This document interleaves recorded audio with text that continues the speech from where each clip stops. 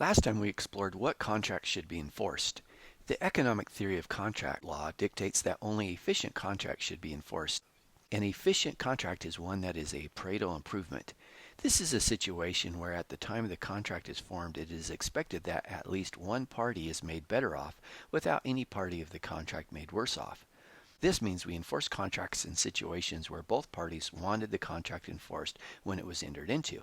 In this lecture, we will turn our attention to answer the question, what should be the remedy for breaking enforceable promises? In the last lecture, we explored the first purpose of contract law, which is to enable people to cooperate by turning games with non-cooperative solutions into games with cooperative solutions. We want to make efficient equilibria the outcome.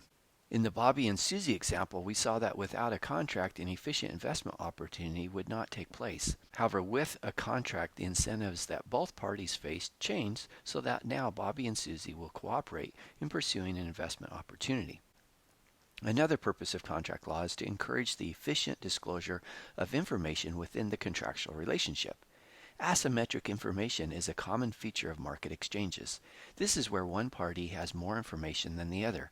For instance, if Diane is selling her used car to Jack, she is likely to have more information about the true quality of the car than Jack will be able to ascertain inspecting the car and taking it for a test drive. A contract can help with this. Diane could offer a warranty covering mechanical or other problems for a period of time, or they may sign a contract where Diane is asked to disclose anything wrong. The third purpose of contract law is to secure optimal commitment to performing. This addresses the question, what should be the remedy for breaking enforceable promises? Contracts may be broken because one of the parties signed the contract in bad faith. However, sometimes when the contract is signed in good faith, a party may breach because the situation changed. The current situation with COVID-19 is an example of this. Suppose the syllabus for one of your classes is taken to be a legally binding contract and the syllabus calls for points to be awarded for in-class activities and states that exams will be proctored in the classroom. Of course, when the contract was agreed upon, the instructor and the students had not foreseen that a global pandemic would sweep the area and the university would order all classes canceled. Should the instructor and the students keep their word and still show up for classes because it is called for in the syllabus? In this situation, it is arguably efficient to break the contract. The social benefits of breach outweigh the benefits of performing. Consider the following contract. Betty contracts with Allison to have Allison build her a boat. Betty agrees to pay $400,000 for the boat and she values it at $550,000. At the time the contract is entered into, Allison expects that it will cost $300,000 to build the boat. Is this contract efficient? Yes, at the time the contract is signed, both parties have gains from trade. Both parties would like the contract enforced. Now we are going to ask a different question. We know that the contract is efficient, but if material prices change so that the cost of building the boat increases to $450,000, is it efficient to build the boat? This is different than asking whether the contract is efficient. We determined whether the contract was efficient by looking at whether both parties wanted the contract enforced at the time they agreed to it. Now time has passed and the situation has changed. The contract is still efficient, but it may or may not be efficient to actually perform, or in other words, to carry out the contract. It may be more efficient for Allison to breach and for the contract to be enforced by imposing a penalty on Allison. The agreed upon price was $400,000, but it now costs Allison $450,000 to perform, in other words, to build the boat. Thus, Allison will lose $50,000 if she performs. However, if she breaches, Betty loses out on $150,000 of gains from trade because she values the boat at $550,000, which is $150,000 more than the agreed upon price. Since the promisor's loss, that's Allison, is less than the promisee's benefit, that's Betty, it is efficient to perform. If material prices change so that the cost of building the boat increases to $600,000, is it efficient to build the boat? Betty's benefit from performance is still $150,000 because the price she agreed to pay and the amount she values the boat has not changed. However, for Allison, the cost of building the boat is $200,000 more than the agreed upon price.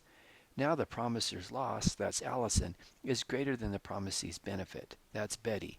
It is not efficient to perform. In other words, it's now efficient to breach. For efficiency, we want Allison to breach when it is efficient to breach and perform when it is efficient to perform. we want to select the penalty for breach that will give Allison the optimal commitment to perform. If the penalty is too small, there is a weak incentive to comply. If the penalty is too large, the promise will be kept in situations where it is efficient to break the promise. If the cost to build the boat increases to $600,000 and the penalty for breach is $25,000, will Allison breach? Recall that we learned that in this situation it is efficient for Allison to breach. Now Allison has the following choice. If she breaches, she will have to pay a penalty of $25,000. If she performs, she will lose $200,000 because her cost now exceeds the agreed upon price by $200,000. Since the penalty from breach is less than the loss from performance, Allison is going to choose to breach. This is good because breach is efficient. However, does a penalty of $25,000 always give Allison the right incentive? Does this penalty give Allison the optimal commitment to performance? Now suppose that the cost to build the boat increases to $450,000 and the penalty for breach is $25,000. Now Allison has the following choice. If she breaches, she'll have to pay a penalty of $25,000. If she performs, she'll lose $50,000 because her costs now exceed the agreed upon price by $50,000. Since the penalty from breach is less than the loss from performance, Allison is going to choose to breach, which is not efficient. It is efficient to perform. So the penalty of $25,000 gives Allison too weak an incentive to perform. Now suppose the cost to build the boat increases to $450,000 and the penalty for breach is $250,000. Will Allison breach? Remember that in this situation it is efficient to perform. Now Allison has the following choice. If she breaches, she'll have to pay a penalty of $250,000. If she performs, she will lose $50,000 because her cost now exceeds the agreed upon price by $50,000.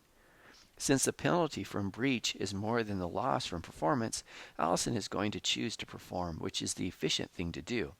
However, does a penalty of $250,000 always give Allison the right incentive? When Allison faces a penalty of $250,000, is her commitment to performance optimal? Now consider the situation where the cost to build the boat increases to $600,000 and the penalty for breach is $250,000. Will Allison breach? Remember that breach is optimal in this case. Now Allison has the following choice. If she breaches, she'll have to pay a penalty of $250,000. If she performs, she'll lose $200,000 because her costs now exceed the agreed upon price by $200,000. Since the penalty from breach is greater than the loss from performance, Allison is going to choose to perform. However, recall in this instance it is efficient to breach. So the penalty of $250,000 gives Allison too strong an incentive to perform. So far, neither of the penalties for breach that we have considered are optimal. Both work only some of the time. Can we design the law to only get breach when it is efficient to breach and to get performance when it is efficient to perform? Turns out this is exactly what happens when we set the penalty equal to the benefit the promisee expects to receive. This penalty is called expectation damages. The idea of using expectation damages to get the optimal commitment to performance is very similar to the idea of using a Pigovian tax to get the optimal output in a situation where there is a negative externality. Consider the above graph for the market for steel. The supply curve represents the steel producer's private production costs. In the competitive market, the level of steel production will be QC. However, this is not the efficient level of steel production. This is because the steel producer is not internalizing all of the costs of steel production. Turns out that steel production creates air pollution, which imposes a cost on a third party.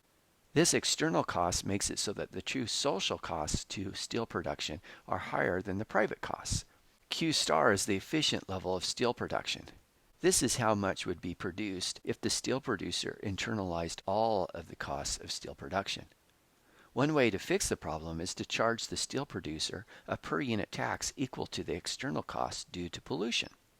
If the tax is equal to the external cost, then the supply curve will shift back to exactly where the marginal social cost curve is.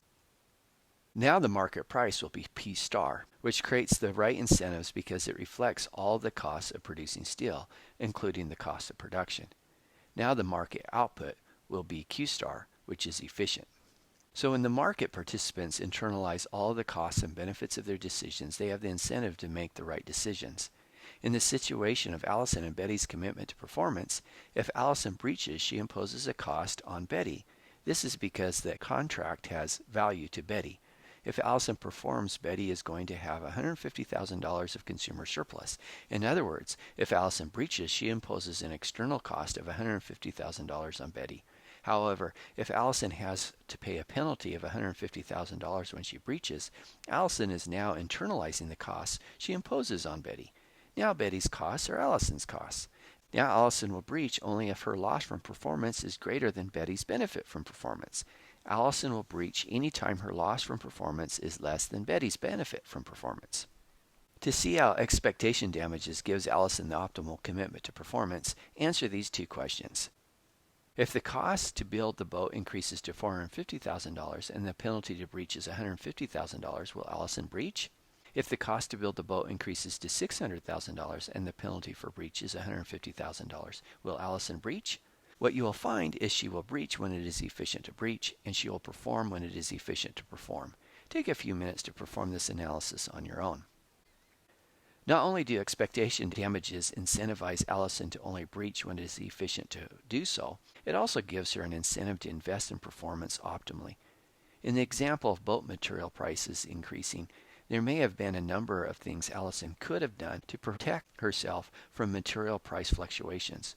For instance, she might have been able to buy materials in advance or use futures markets to hedge against price fluctuations.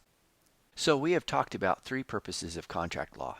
The first purpose of contract law is to enable people to cooperate by turning games with non-cooperative solutions into games with cooperative solutions.